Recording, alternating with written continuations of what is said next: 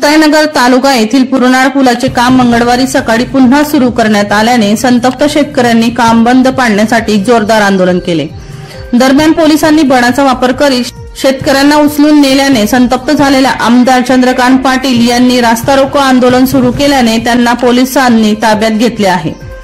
याबाबत असे की मुक्ताईनगर पुरनाळ फाटा दरम्यान इंदोर राष्ट्रीय महामार्गाचे काम आज पोलीस बंदोबस्तात सुरू करण्यात आल्याने संतप्त शेतकऱ्यांनी काम बंद करण्यासाठी आंदोलनाचे हत्यार उपसले।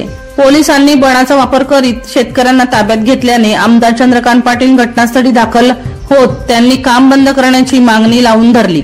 मात्र प्रांताधिकाऱ्यांनी काम सुरूच राहील असा पवित्रा घेतल्याने आमदार अधिकच संतप्त होत त्यांना रास्ता रोको आंदोलन सुरू केले।